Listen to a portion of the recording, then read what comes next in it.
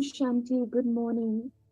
Just a note that the Greek translation is in the Chinese room. So if you require Greek translation, please choose the option that says Chinese.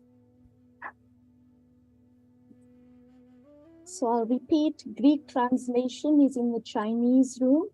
If you need Greek translation, please go into the Chinese option. Thank you.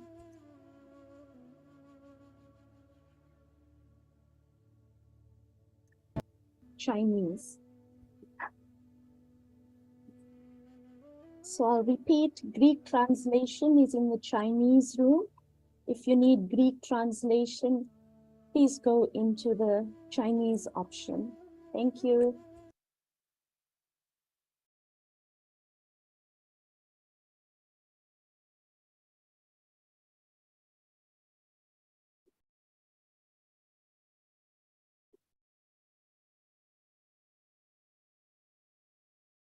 And then just one other request, if you are needing translation, if you could just put FR before your name, if you have French translation, and GR before your name, if you need Greek translation.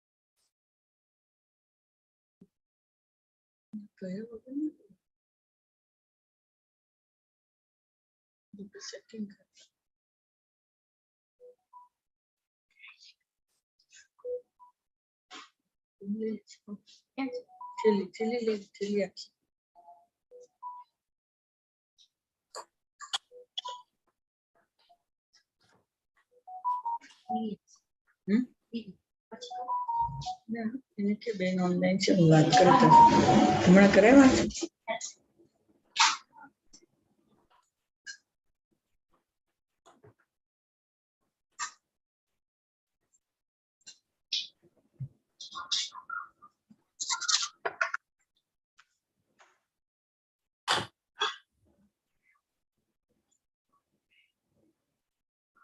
Om Shanti Ben, you can start.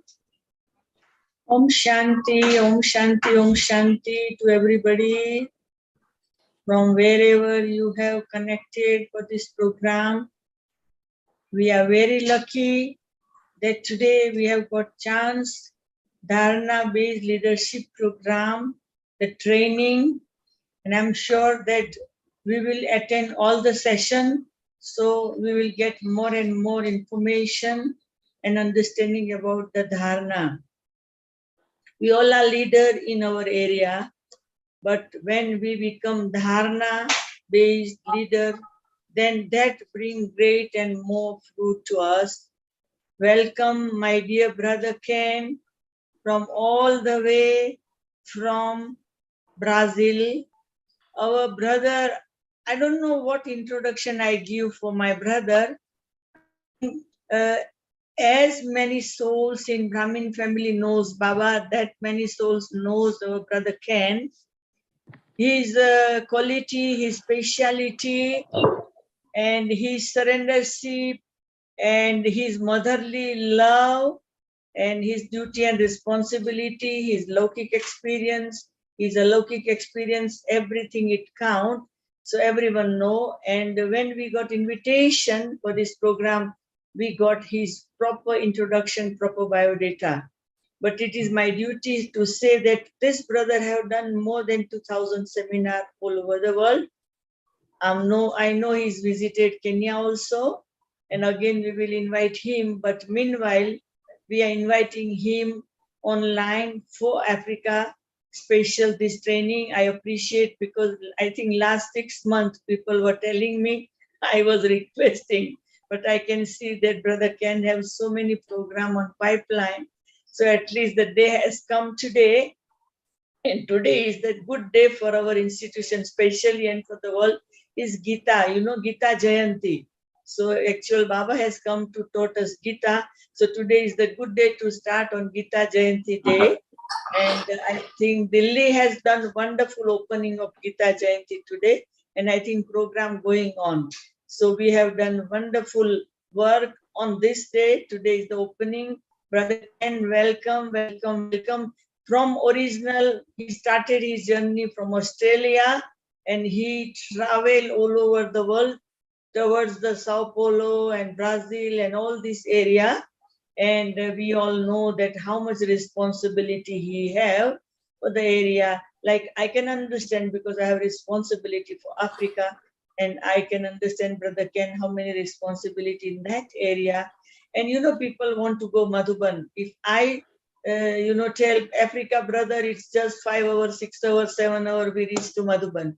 But if Brother Ken have to inspire them for Madhuban, I don't know how many days, 2-3 days, the journey then they can reach, but still he able to do that all.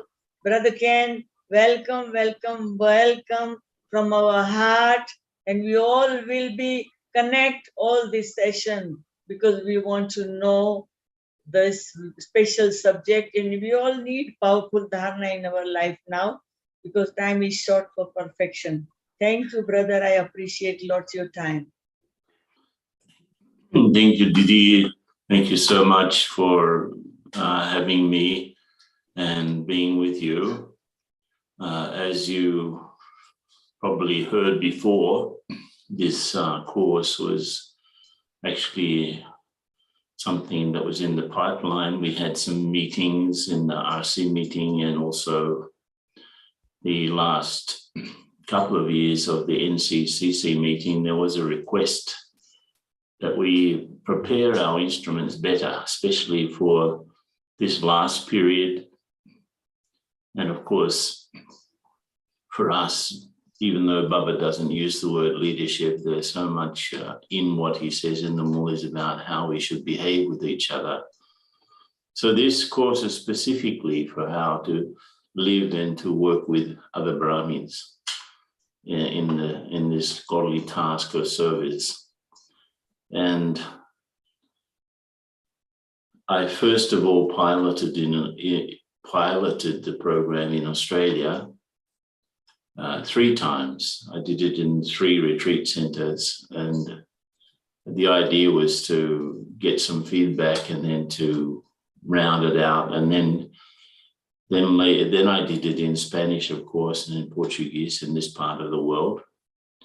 And also Sister Genti invited me to go to Europe, and I did it with the European teachers in Finland and also in Global Retreat Center with the residents. I did it twice in New York as well. So this is, I don't know, I think I've lost count how many times, but I'm going to share my screen so that we can start straight away. Just a minute.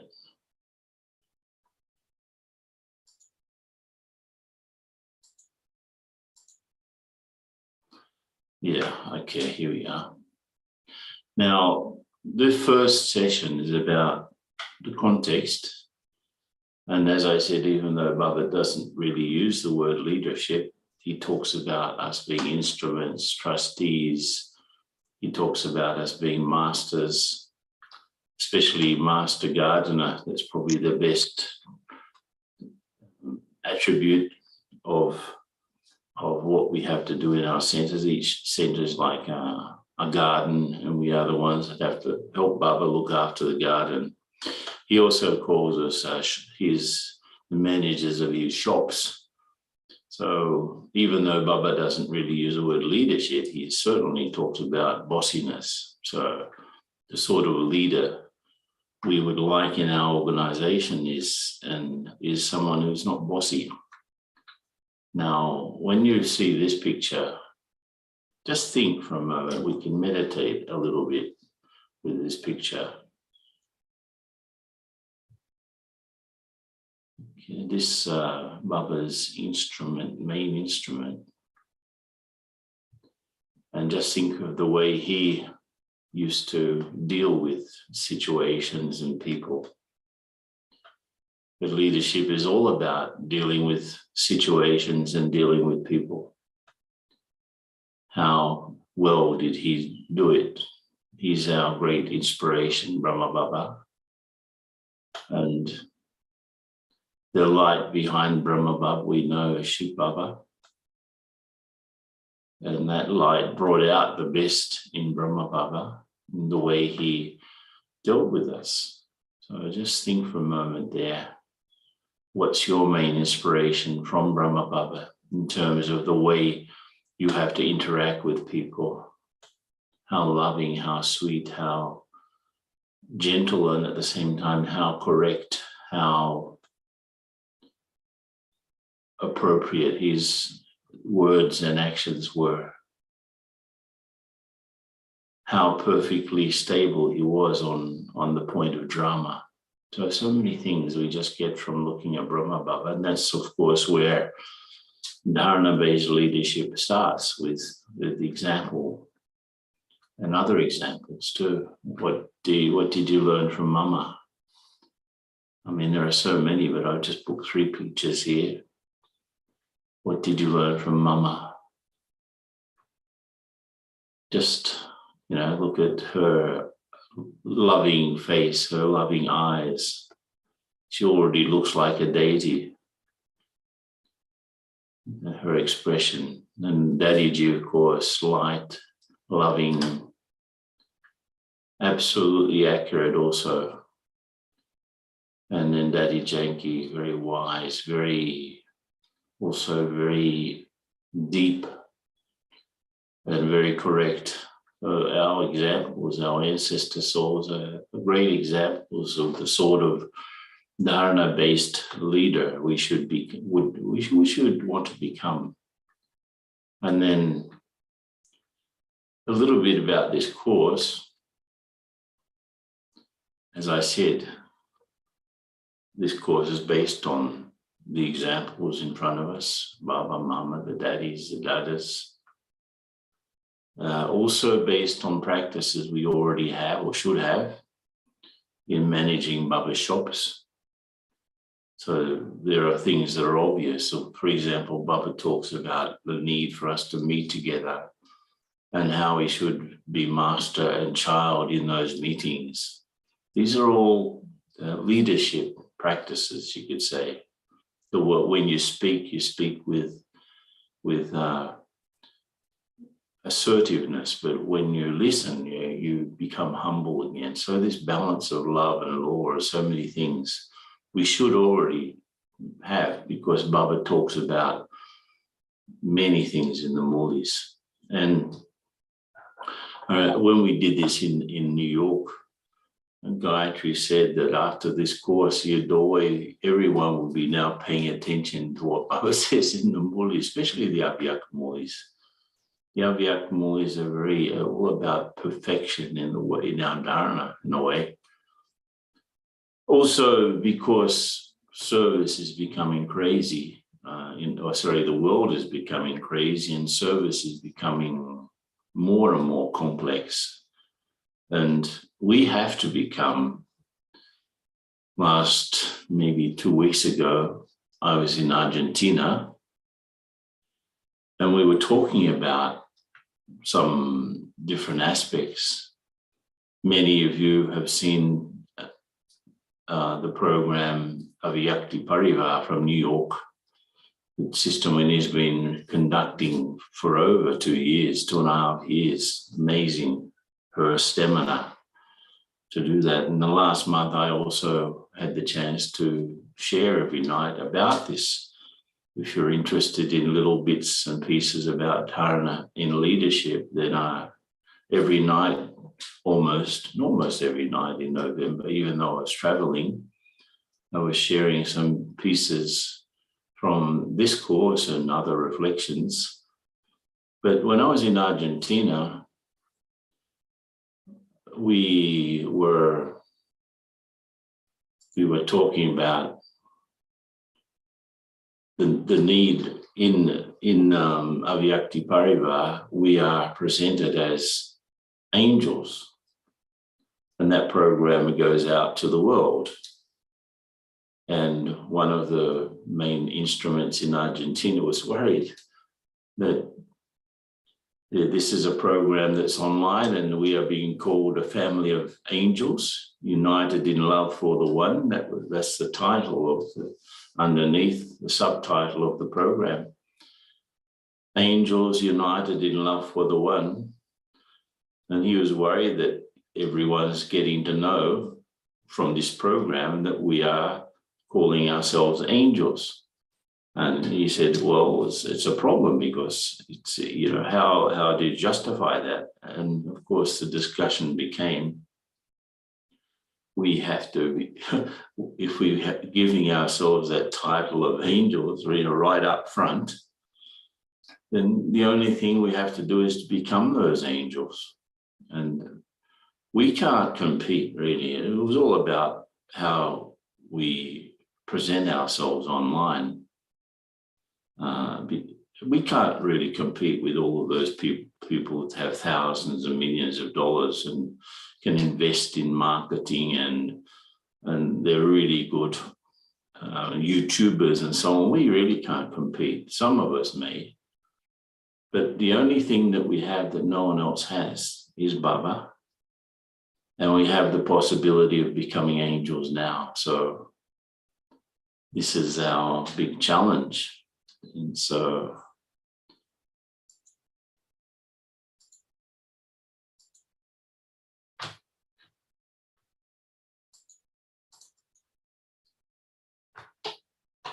I lost it here. Here we are. So it's also, there's something in Spanish, so please forgive me. It's Baba's Gyan, Yoga and Dharna. It's based on that, of course.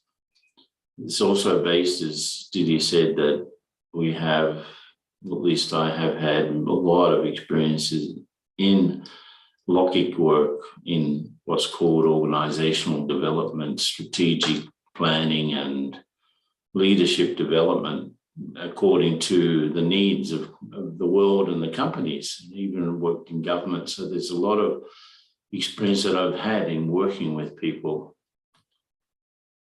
And it was developed for the center coordinators of our different spaces and departments.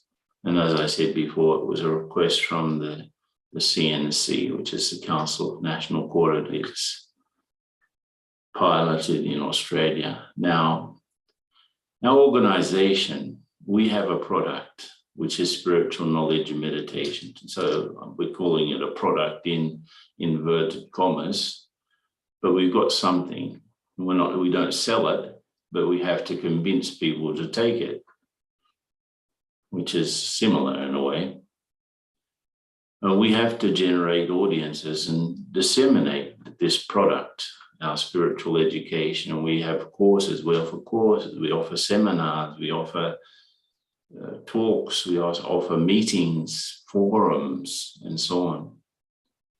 And of course, it's no use in having a good product if we can't convince people that it's something worth absorbing or taking. And we have to do this within the laws of each country. This is why there's been incredible effort in the BKs to get ourselves organized country-wise. But in a way, we have the same human interaction between different egos. And this is probably the biggest challenge in any organization. And Baba's organization doesn't escape that. Why would Baba have to talk so many times about ego and its impact on service? The difference is that we don't have the same logic of the corporate world. The logic there is hire and fire. You hire people if they don't perform. Therefore, they have this performance-based structure. If you don't perform well, you're out. or you move to another section if you can't do the job. We don't have that logic. We work with volunteers, and it's interesting that the word volunteer comes from the Latin word voluntas, which means the desire to do something, which is very similar to bhavna. It's something from the heart. So wanting to do something from the heart is the original word, volunteer. So it's a little bit the same as bhavna. And so we don't hire and fire people. We don't judge people on their performance and say, you have to develop by the end of this year at least 20 new students or you're out. No, we can't do that because we're dealing with people's hearts. This is the essence of Dharna-based leadership, to realize that we are managing bhavna. We are managing people's feelings. We are managing their desire to help. In other words, so what's the type of leader he wants us to be? I used these words before. He calls us a trustee. He calls us his agent, a nimit, a responsible instrument. All of these are the sort of person that he wants us to be in our service roles. Manager of his shop, master, different attributes that I mentioned. The embodiment, he wants us to be embodiments, examples of different qualities. So many things, so many things. Now,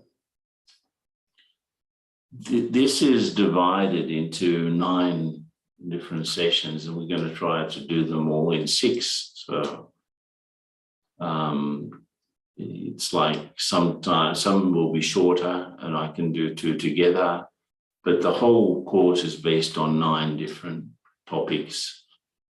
This first one that we're talking about, the context, and then the lessons that we can learn from this chaotic world that we live in. The whole topic of us coming together, which is like the confluence of Brahmins, the power of adjustment to others, which is absolutely necessary. We're going to look at the whole question of delegation and trust, which is like key to our work. Dealing with different types of personalities, different types of sanskars, how to recognize and to compensate for different characteristics in our personality and in that of others.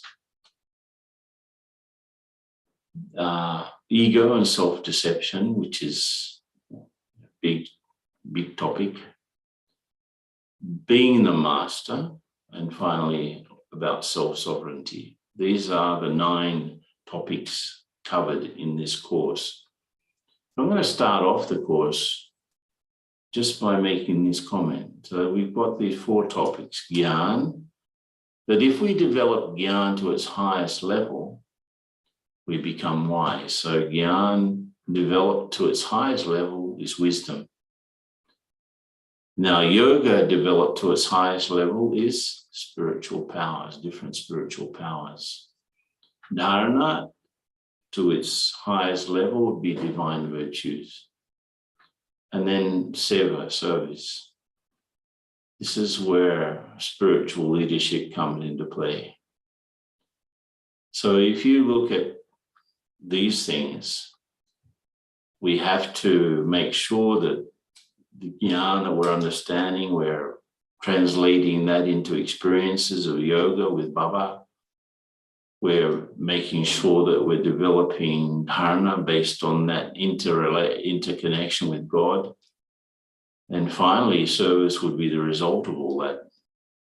So in a similar way, if you add wisdom and spiritual power and divine virtues, you have the type of spiritual leader that Baba wants us to be.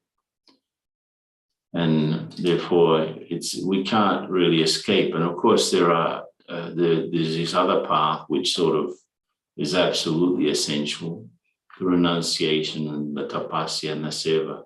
But also Baba says it's, this bottom part is really about the intensity of my development.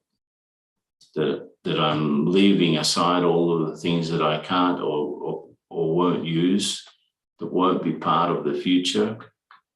And I'm making sure that my intense interest in cleaning the soul is there so that I can really become serviceable. So that's the logic behind this course, actually. Now I want you to pay attention here, because then we're going to try and divide up into some groups. I don't know how this is possible, but we can try anyway. But we've all had now experience of dividing into small groups. So this is from one Murli from the 7th of March, 1990. So one Murli, incredible. And I picked out about 8 or 9 different leadership qualities from one Murli. Controlling power. So I'm going to read the Murli. So everyone pay attention. I want you to pay attention to what of these qualities you find easy, what of these qualities you find difficult or a challenge. Controlling power over these 3 special powers of mind, intellect, and sanskars is known as self-sovereignty. And these subtle powers can make the physical organs work with discipline. So the whole question of self-discipline, how important is it? How important is my self-discipline in the way that I run things in a center or in a department? No one would believe me if I didn't have self-discipline. To the extent that someone has authority over the self, that is, if a soul knows the method of making the self and all others move, he claims a number ahead. So this idea of making yourself and others move, motivating yourself and motivating others, it all, again, depends on authority over the self. So how important is authority over the self in the way we make decisions and do things together? Next point, someone who's able to handle the subtle powers of the self is also able to handle others. Baba often talks about handling power. And that's very clearly our leadership trait, our ability to handle people, handle situations, dealing with people and dealing with situations is another way to say the same thing. Let's continue. So think about those three qualities and ask yourself which of them is easy, which of them is a challenge. And then we can look at that at the end. Next point, controlling power and ruling power for the self become accurate handling power for others. So controlling power, ruling power over the self, not controlling others, not ruling others now, in the future, yes, but not now, but ruling the self, controlling the self, self-control. How important is that in the way we deal with things and people? Whether you handle non-jnani souls through service or whether you interact with the Brahmin family with love and contentment, you will be successful in both. So the importance of how loving and content we are in the way we deal with others, in this case, anyone really, both Lokik people and the Alokik family, how important is our love and contentment? Next one, Baba remembers Brahma Baba.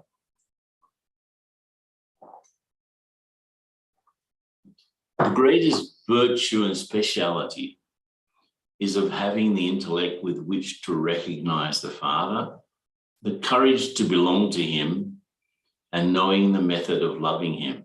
And this was not known by the founders of religions throughout the cycle. The rulers did not know this. The wealthy ones did not know this, but this soul, Brahma Baba, has this speciality. So how important is our recognition of Baba a recognition of Baba as the father, teacher, and Sadhguru, so many things, and the courage to follow those things. How important is that in the way we deal with people and things? So again, look at those three on the right, the leadership qualities, and ask yourself, which of these do you think is easy? Which of them is a challenge? How important are they? And there are two more. So I'll go on. This is really important, this one. Baba is asking all of you, when you came to the Father, did you come full of virtues? Did the Father look at your weaknesses? He increased your courage. You were mine, you are mine, and you will always belong to me. So you should follow the Father. So elevated vision, how Baba's elevated vision transformed us and how our elevated vision can help transform others. It's so important. There's a phrase in most traditions, treat others as you would like to be treated. Treat others as you would like to be treated. But in fact, a deeper version of this phrase is treat others as they could be. Treat others according to their potential for everyone can be much better than they are. So treat people as they could be, and they probably will become that. And the last point, very important, when you look at someone, this is so important in our interactions with others. When you look at someone and see that one has a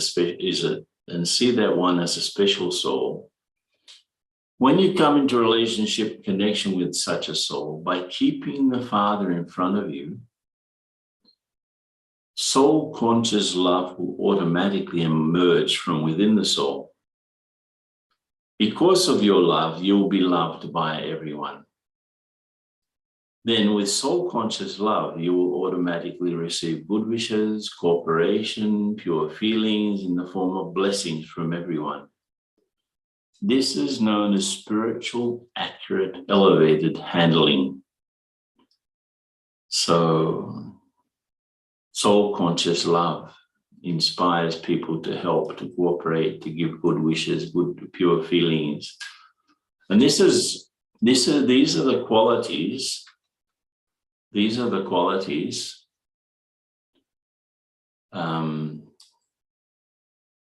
self-discipline. I want you to look at them now and ask yourself, of all of those 2, 4, 6, 8 things on the screen, which of them you find very easy or easier than anything? And which of them do you find more of a challenge? Ask yourself.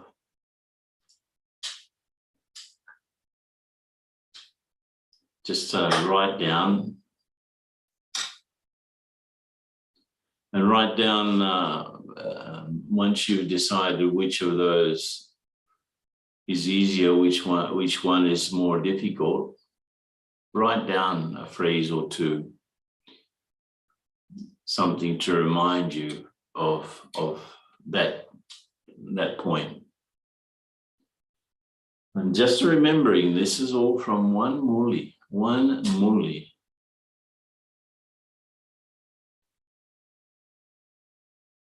So this is what Dharna-based leadership is. If we developed this one muli, we would be perfect. So has everyone written down something? Choose one which is easier and one which is more challenging. Why do you think it's more challenging? And why do you think it's more easy?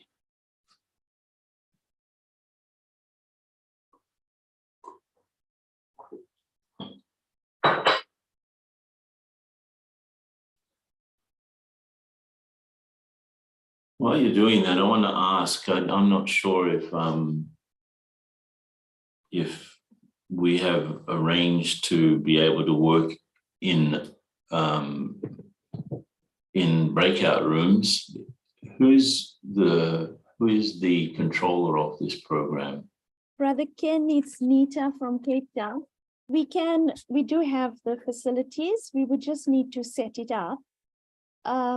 So maybe those that need Greek translation, if while you're reflecting, just put GR in front of your name, so we can put you in the Greek room. And the same with French translation. If you could put FR in front of your name, that will help us with allocating. Okay, so GR in front of your name if you are, just rename yourself with GR in the beginning if you're in Greek, and FR if you are in French. Just rename yourself with FR in front of your name. Brother Ken, how many would you like in a room? I think about 4. All right, and for how long? About 10 minutes? I think it's, we can do it for 10 minutes, 12 minutes, do 12 minutes. All right, I'll set it up now. 12 minutes, and also the question is, share your reflection about what's easy and what's more difficult about these qualities of leadership, and also get to know each other a little bit. Okay, so we can break out now, and then we can come back. Just write down those qualities that are easy and difficult, and All right. we can now break up. I'll just need a few minutes to reassign everyone. So a minute or two, please give me. Okay, good.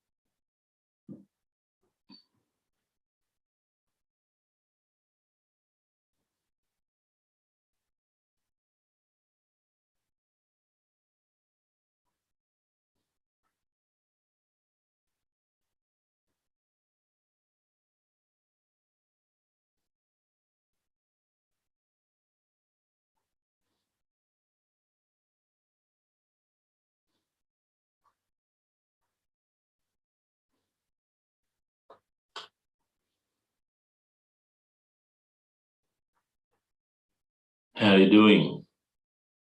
Halfway.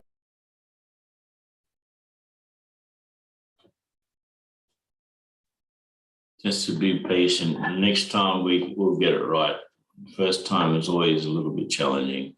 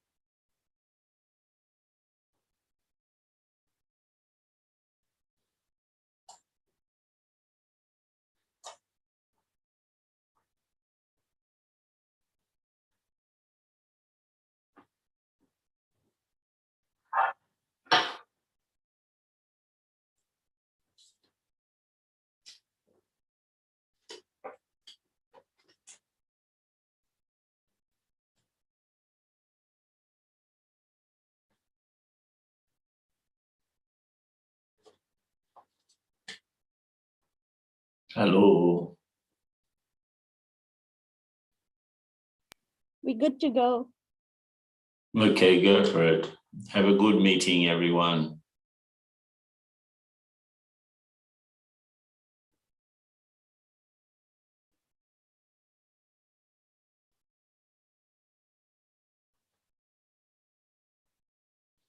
You have to join. You have to click the join button.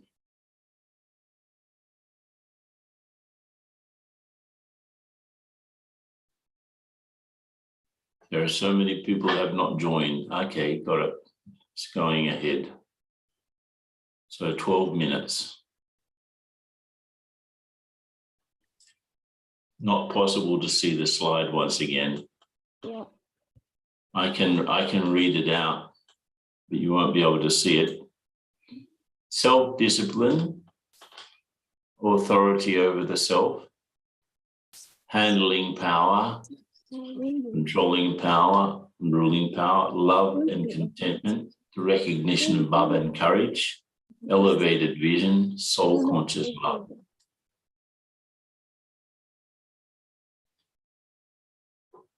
That's why I asked you to look at it and write down your notes at the moment. What's easier, what's more difficult?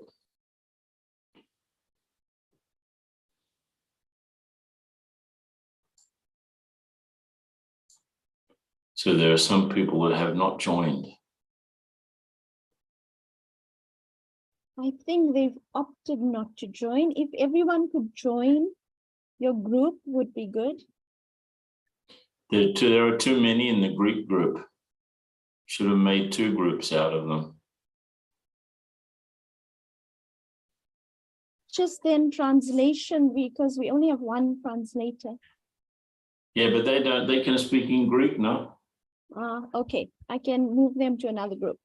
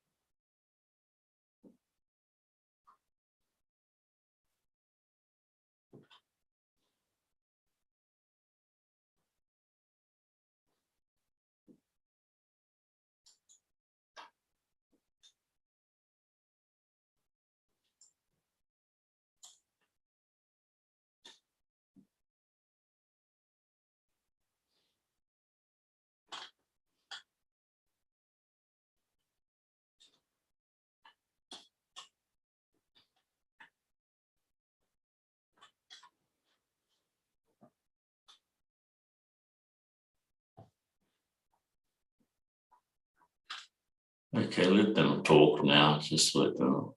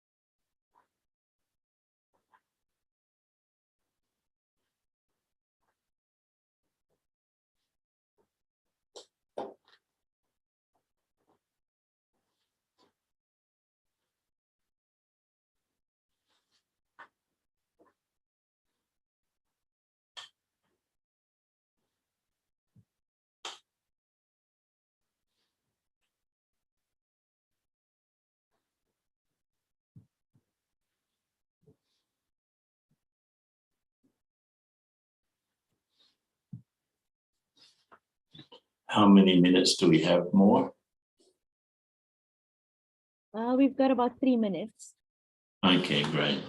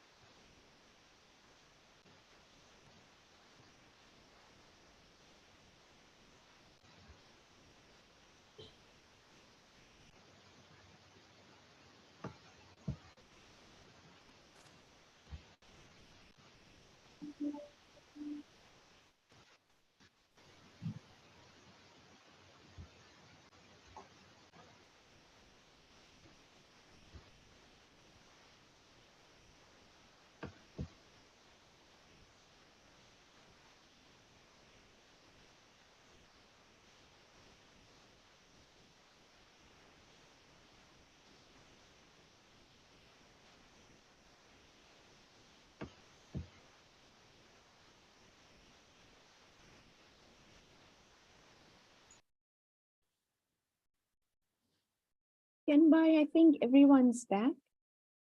Okay. Okay, good. So, Om Shanti. How was it? What realizations did you have? If anyone would like to share, you can also put it in the chat. You can put it in the chat section, or you can put your hand up and speak. Say hello, at least. Om Shanti, Brother Ken. It's Shirley. Can we have your camera as well? Okay. But let me just that please. If anyone wants to speak, they can turn on their camera as well, so we can then maybe see. Om Shanti. Yes, we can see you. Okay, bye. Om Shanti. So yes, sharing in the group. So the most difficult thing for me, as I deeply reflect, is elevated vision. You know, the soul has made effort and, you know, seeing good and everything. But elevated vision is like Baba's vision, how Baba sees beyond everything.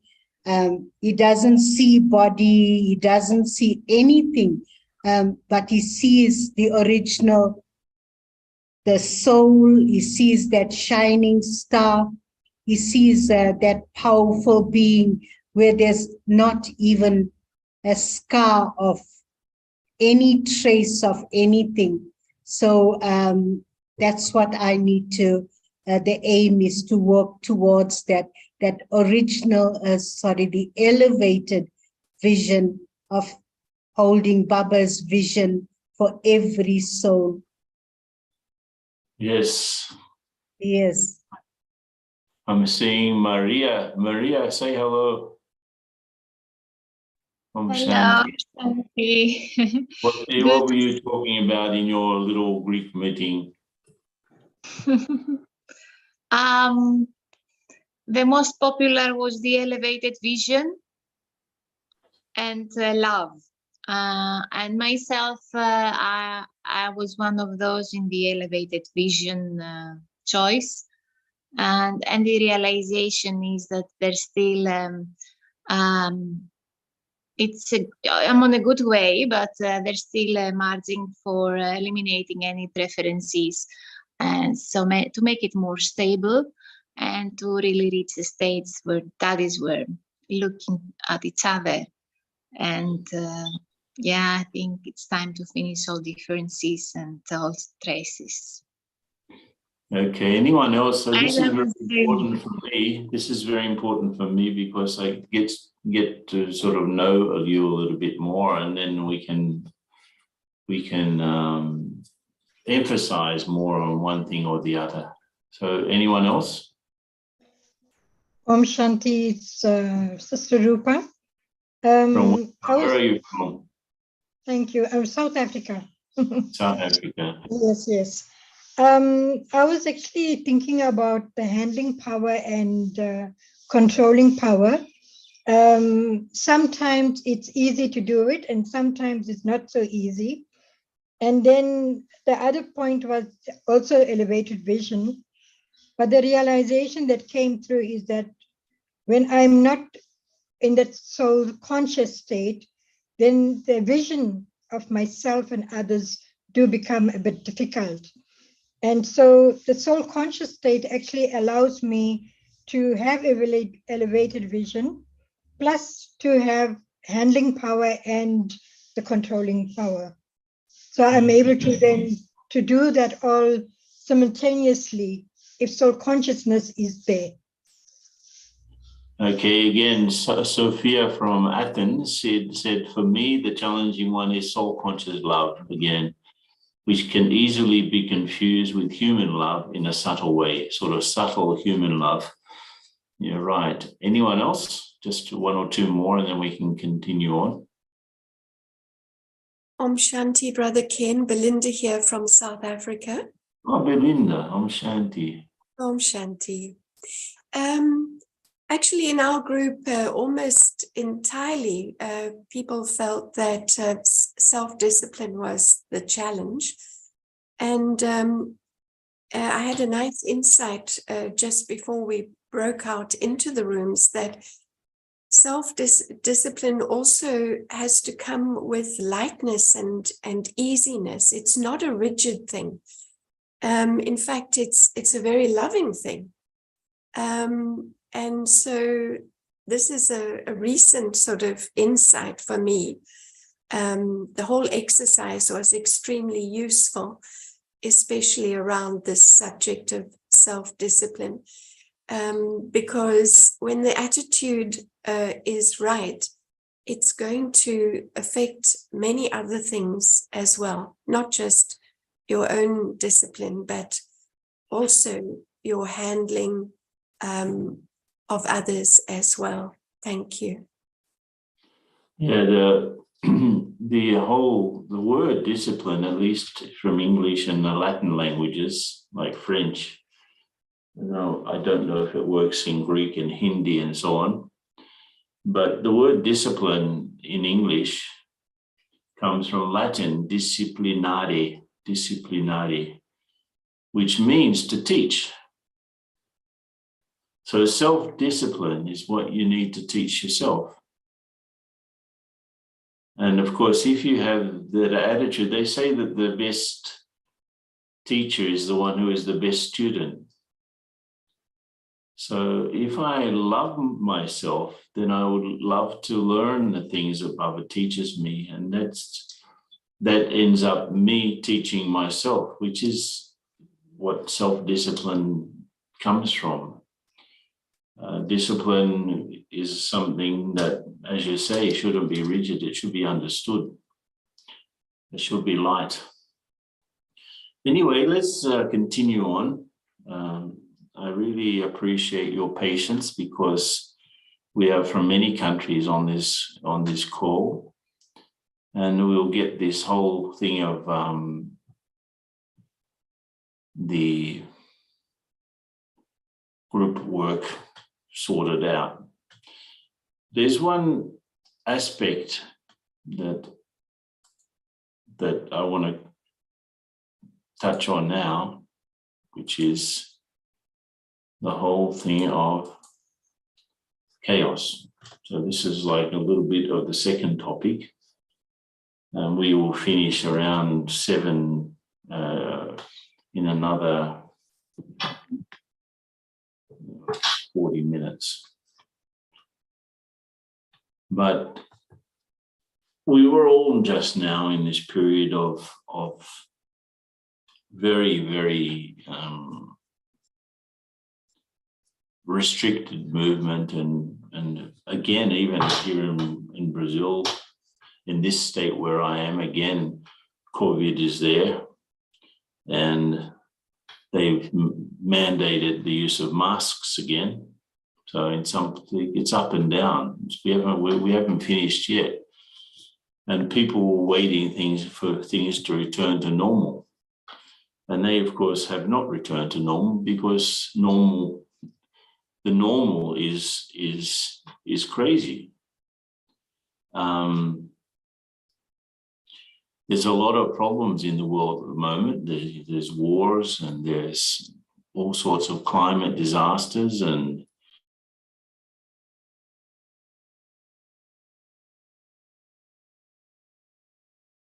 Sorry, Brother Ken. Yeah. okay. You could say that COVID was a natural calamity because it's from matter. Anyway, we had a chance to do a lot of reflection. And that's why I put this picture on. It's sort of very suggestive that in the normal before was perhaps with a lot of bondages that we were putting aside, we were not facing, we were not dealing with. And of course, that all of those bondages, whatever they are, especially subtle ones, they're like a cage. So maybe with all of this thing that has gone on, I've just gone from one cage to another cage when actually I need to be free, right? There's that famous Morley of Baba in which he says, you children are like birds in the branches of a tree, that you want to fly, but you're holding onto the branches. So Baba said, let go of the branches and you can fly. It's not that the branches hold the birds, it's the birds that are holding the branches. So if there are bondages, any type of bondage, I am holding onto them. So I have to, my natural state is to be free, not in a cage. And so one of the things that happens, if we look at all of the changes that are happening in the world, you could say that this first level, the global problems, which affect everything, the financial systems of the world are all interconnected.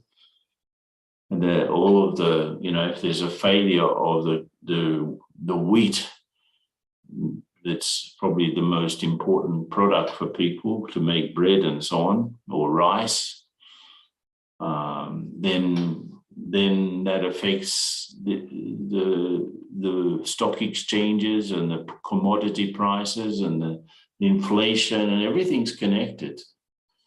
And then the governments have to sort of rush here and there to try to adapt to these global changes. And then, of course, there are changes because we've had to adapt to local laws in each country. Whatever the government decides in each country, we have to organize ourselves accordingly. In the same way that there was this, the data protection laws in Europe, which were very, very strict, and they required us to change the way we would collect information about our students. That same law recently was established in Brazil, and so we've had to make lots of changes in the way that we interact with the public. So the world changes bring about government changes, which bring about changes for us as well in our organization, and finally they end up affecting individuals. So a simple person living in the high plains of Bolivia, for example, not even having any education, when the price of corn goes up, it affects him. So everything at a global level ends up affecting individuals. And within our organization, we have to reorganize ourselves. Some of the laws are crazy that come to us, but still we have to follow them. So in terms of service, you have the center, and they've got all of these different pieces around it, the laws, the inflation of the country, helpers, the different programs that we have, maybe the challenges with the students, the adapting to technology, especially with these, with the need to do service online. Most centers had to step up to understand how to do a program, a course, a lecture online, and to prepare, instead of facing a group of people, to face a camera. It requires new abilities. So the quality of the service that we offer, the problem with our spaces, maybe we've got now extra space that we're not using because physically people are not coming. That is certainly the case in Brazil. After the pandemic, only half of the people come physically to our programs that they used to. So they prefer online, actually, which is not a great problem. It's not a big deal, but it does affect the whole thing of karma yoga in our centers for sure. So if we deal with those different pieces in a chaotic way, then we get completely lost, you know, running around like ants. And of course, the best way, if there's unity, if there's a vision of what service can be done, if there's strong leadership, then we can deal with these challenges in a much better way than just jumping around like that. If you have unity, if people are getting along with each other, if there's clarity or vision, then you can deal with all of these different pieces of the jigsaw puzzle with less energy, with less money, with less thinking, with less words. If you're like this, if your center or your department is like this, then there's for sure a waste of time, waste of energy, waste of money. And if we can unify better, then we can deal with things better. And this is the same at a personal level. So you've got yourself in the middle, and you've got all of the different pieces of your own life: health, family, work, friends, finances, service, hobbies, if there are any, etc., etc. If you deal with those things in a chaotic way, jumping from one to the other, family, work, go to the center, family, work, go to the center, then, you know, you just become exhausted running around. In the same way that when you unify with others, you can deal with things better. When you have a clear sense of identity and a clear sense of purpose and a clear sense of direction, then you can deal with the same things, but in a different way. You can deal with the same things in a different way. So less energy, less time, less money, and you do more. Sorry, you do less and you'll get more done. You'll do less and you'll get more done. You'll think less and you'll get more done. You'll speak less and you'll get more done. So it's all about going to the center of yourself and understanding your relationship with Baba, your relationship with the world, having very clear sense of identity, and also that your existence is to serve others. And then, of course, you'll know what to do in each situation. You can make better choices, in other words. So which is better, to live like this or to live like that? It's not a very difficult question to answer. So I want to talk about chaos, and this is a little bit of reflection that I wrote a book in Portuguese, actually, the book called The Eye of the Storm. And the idea was, I was looking at it, it was a Lockheed book. In fact, it became very well known. I never really got around to translating it into English because I wrote it in Portuguese.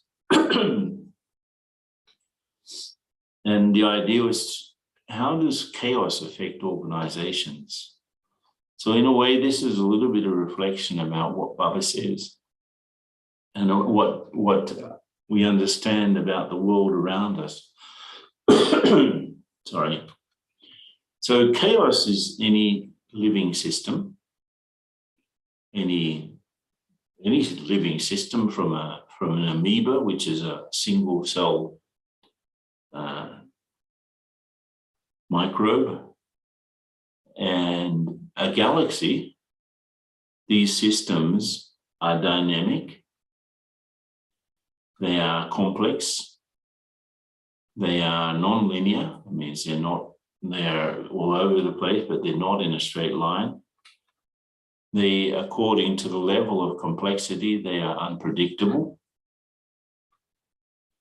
This is a very deep lesson. They are self-organizing.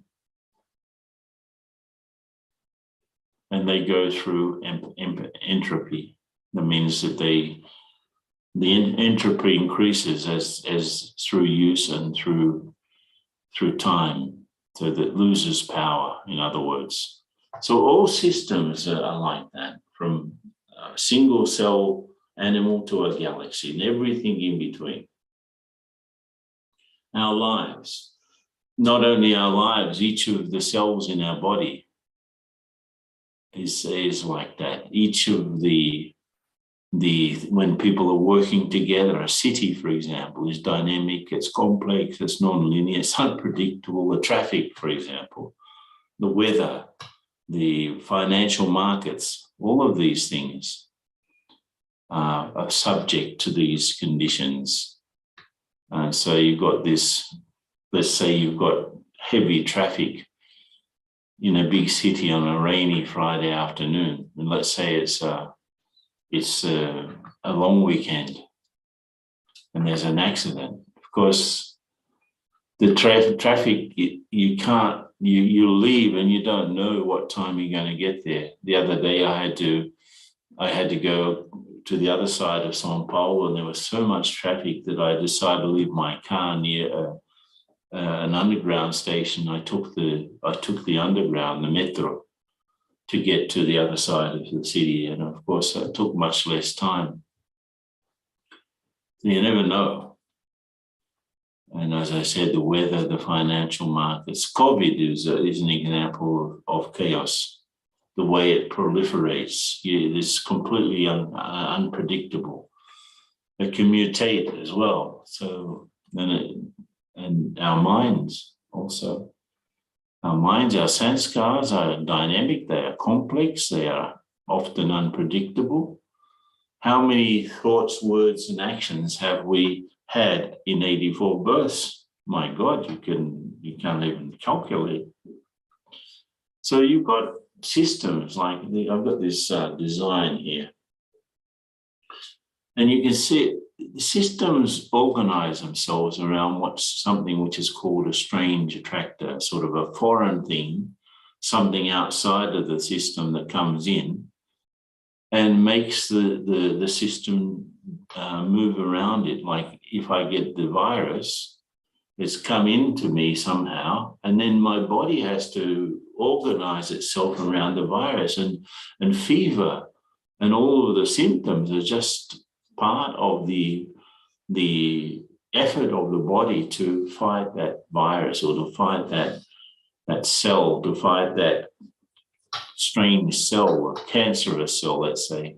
The body trying to make a huge effort. And if there's a traffic accident on a major intersection in the city, then the traffic has to organize itself around it. So you've got this flowing sort of thing. And all systems organize themselves around these things called strange attractors. Or it's an event that wasn't there before. That's why it's called strange or foreign, that makes the system move differently. And it's always like that. And so look at this. This is absolutely beautiful.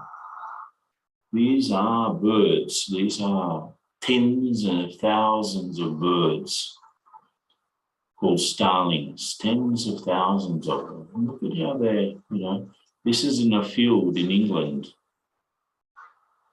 If you were in the middle of all of that, you would think it's what a mess. But when you look at it from a distance, it's so beautiful. It's so beautiful. Let's say you're a bird here somewhere. You're one of the birds here. You would think, oh my God, what a mess. But if you are distant from it, you see that it's a beautiful thing. Let's have a look at it again. It's absolutely beautiful. It's a pattern of things. So this is the lesson here is if you are a detached observer and you can see the whole picture, it's absolutely perfect and beautiful. But if you're in the middle of it, if your nose is right against a problem, you won't think that it's beautiful. You'll think it's a mess. So human beings, look at this one here.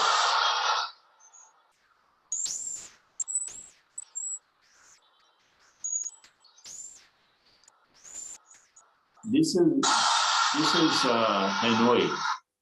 This is Hanoi. There's only one car, right? And lots of motorcycles. This is Hanoi in Vietnam. I was there.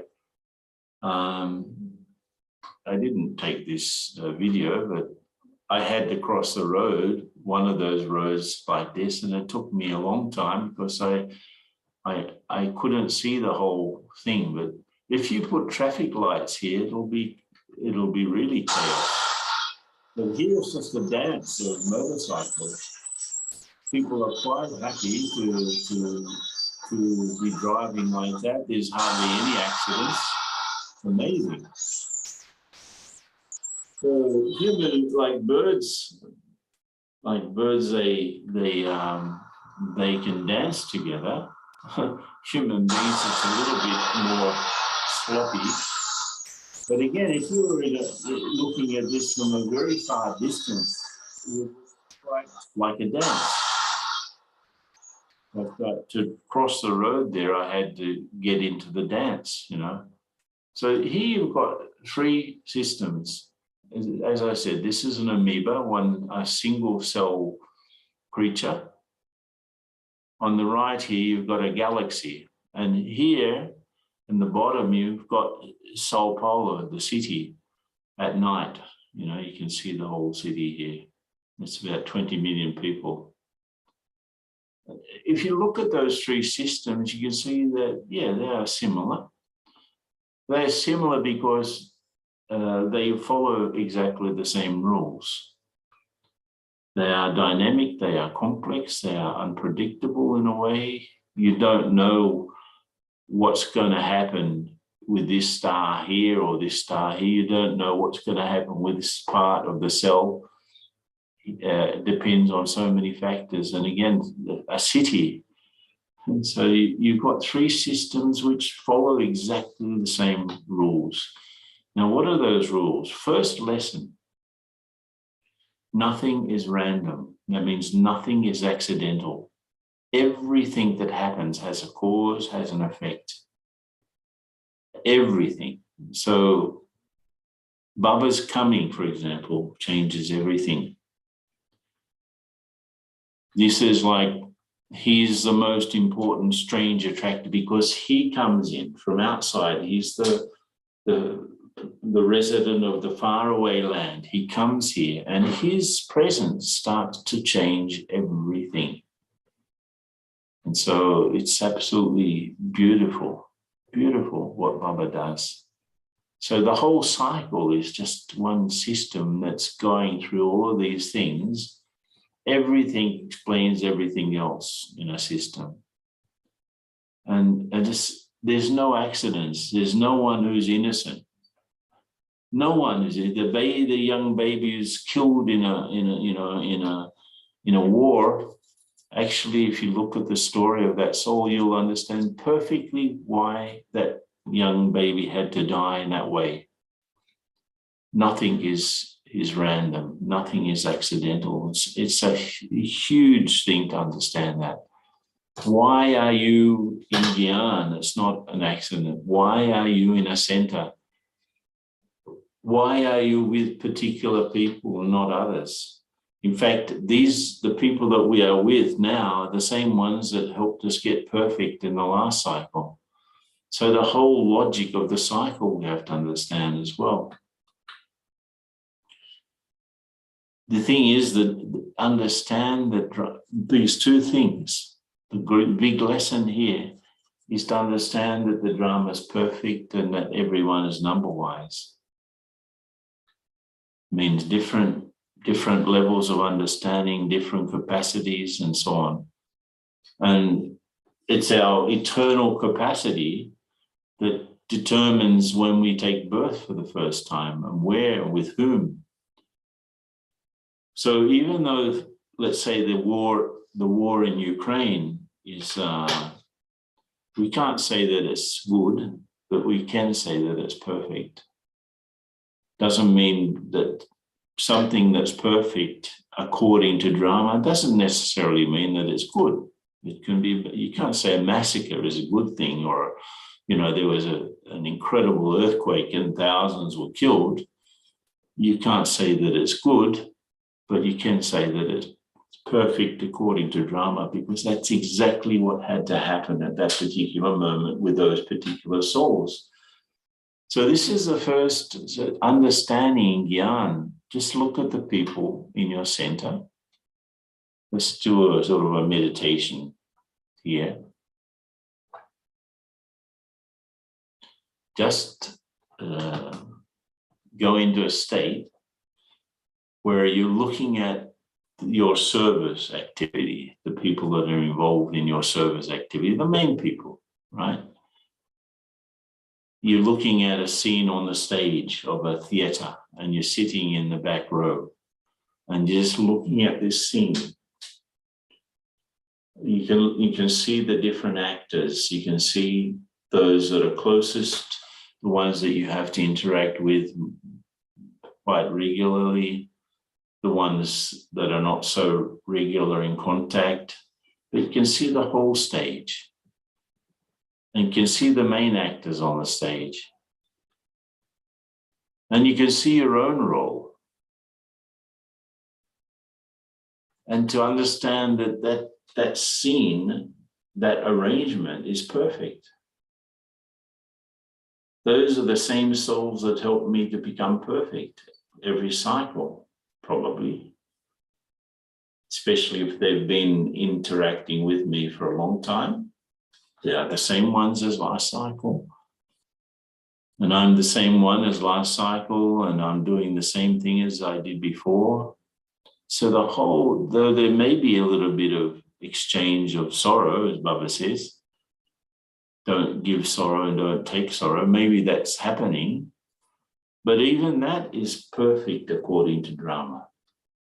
So understand that, you know. So sitting there from Baba's perspective, how do you see the center?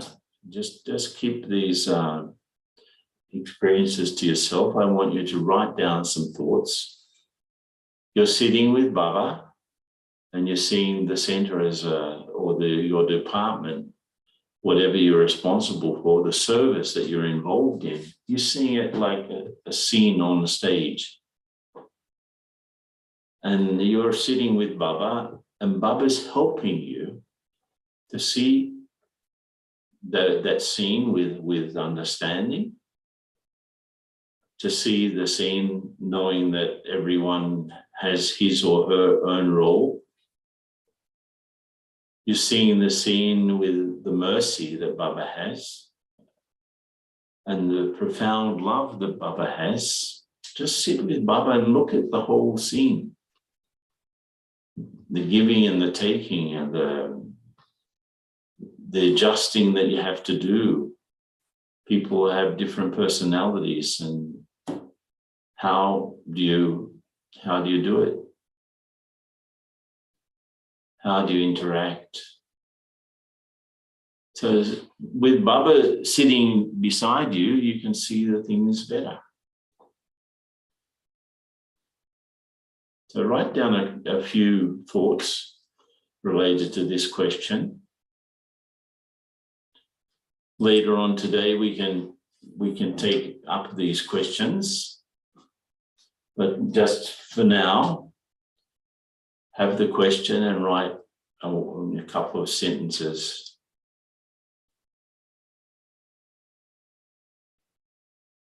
Just think about it. I'm seeing the center as a perfect scene of drama.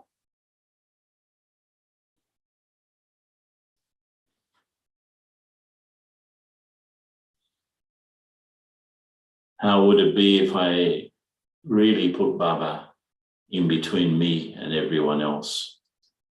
That I'm seeing souls with that perfect vision, elevated vision, that I am soul. I never forget soul consciousness when I'm interacting with others. How does it look? Write down a couple of things.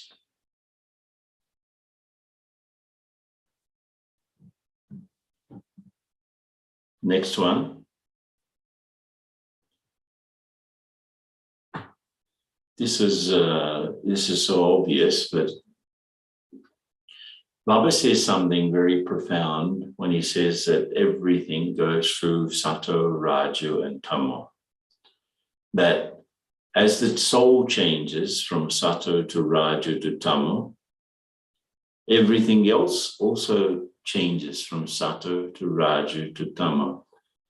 So just in that phrase, Baba indicates that it's our level of consciousness that creates the reality around us. It's not that we're accidentally in a situation.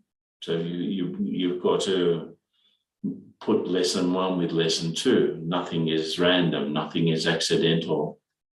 The reality that forms around me, I have some participation in. It's my thoughts and my feelings and the words, everything that I do shapes the world that I have around me. And since every individual is doing that, we have both our individual reality and our collective reality. So a city, for example, is created by all of its residents.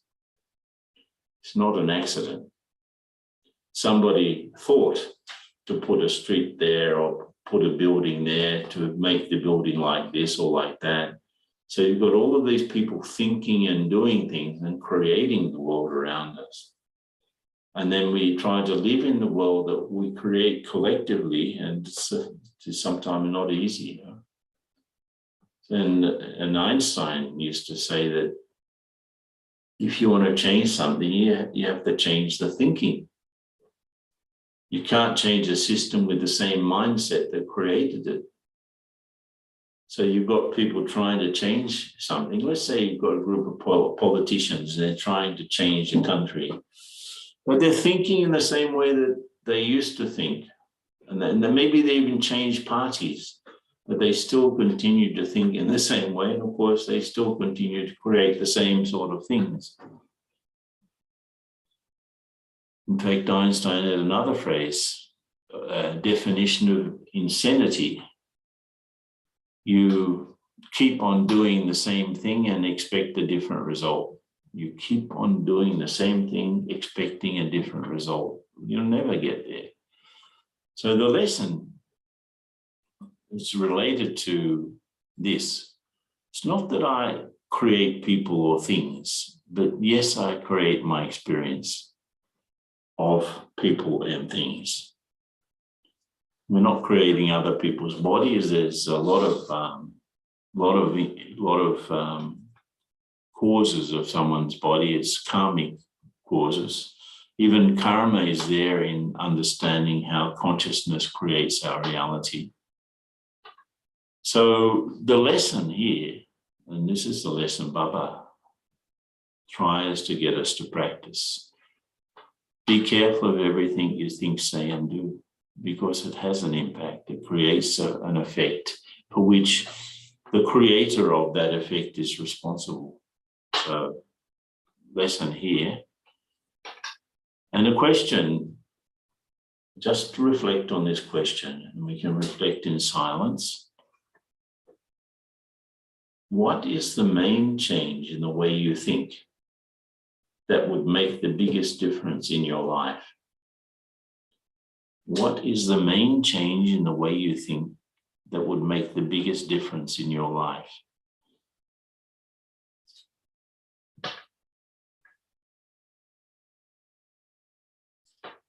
Is it related to having more faith in yourself or more understanding of Baba? Is it related to just really practicing better Amrit Vela? Could be anything like that. A main change in the way you think that will create the biggest difference in your life. Could be related to self-respect. I need to love myself the way Baba loves me. That could be the answer. I need to see myself in the way Baba sees me. I need to see myself and see others in the way Baba sees us.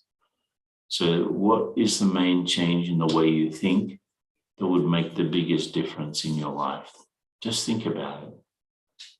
What comes up? Just to sit in front of Baba and ask Baba to help you to have clarity around this question.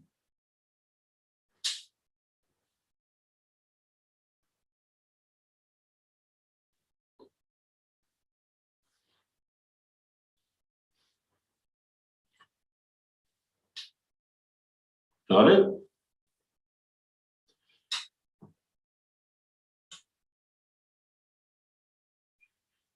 I'm going to do the last, there are 6 lessons, so I'm going to do 3 now and the other 3 later on today in the next session. So the third lesson is connected with complexity and the unpredictable. And this is connected with what Baba says about suddenly. Suddenly anything can happen. Suddenly anything can happen to anyone, anywhere, anytime. So the more complexity increases, the more unpredictable things become. This is a rule. This is a law of the universe. Time, traffic, financial markets in our own minds are examples of this sort of complexity. So you've got this scene on the left there of the stock exchange. What a mess that is. What a confusion. That is, people shouting and trying. It's like a big casino, a stock exchange. The lesson, of course, if things are complex and unpredictable, don't plan meticulously for the future. Separate time for becoming ever ready. So I'm not saying that you don't need to make plans, but don't make very detailed plans. Make plans that are also flexible, that can change according to the changes. When I first started to work in strategic planning many years ago, almost 30, you could make a plan for 5 years. But these days, you can't even make a plan for 5 days. Things change so much, so quickly. So be ever ready for whatever happens. Make your plan. Don't be too detailed in the plan, and be ever ready. And of course, Baba tells us that ever ready means to be bodiless. I'm already with Baba. So if something happens, I've already left. I'm already ready. So, question now. Give yourself a mark from 1 to 10 for your reaction to the last time something unexpected happened. And why was that? So if you have instantaneous, immediate adaptation, you get a 10. If you didn't respond correctly even after a month, you get a 1. Give yourself a mark from 1 to 10. Think about the last time something really unexpected happened with yourself, with someone near you, with the center, with the country. Something unexpected happened. Like yesterday here, there was a blackout. I'm in our retreat center. There was a blackout because they're in the rainy season. Sometimes the lightning and thunder. So late last night, we didn't have electricity. And I was thinking, how am I going to give this training tomorrow morning, which is last night, this morning, if there's no electricity? So I just thought, okay, I had a second plan worked out, which would have been okay. But then I just went to bed. And then, let's see how it is the next day. So the next day I wake up and the light was back on again. So here we are. So it was unexpected. I think I got a 7, let's say 7 out of 10 for my reaction. So what did you get? Think about it. Okay. So let's what was the situation, and what mark did you give yourself out of 10, and why was it like that? Why did you have that reaction? If you had a good one or a not so good one, why? So these are like the laws that we learn when we're dealing with the things around us. So let's have just some meditation to finish off. And just think about what are the main things you learned in this session as we meditate. Just refresh your memory. Okay, let's have some meditation just to finish off. Just go in front of Baba. Pardon? Do you want me to play a song, or you'll take us through? No, it's okay. Silence is fine. Just put yourself in front of Baba.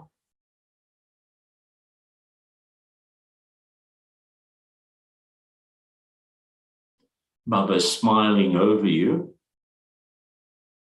So happy that you are with him.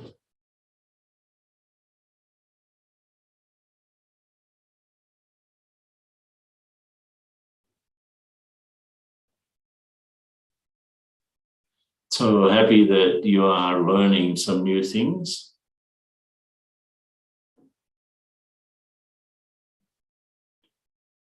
What are some of the new things you've been learning?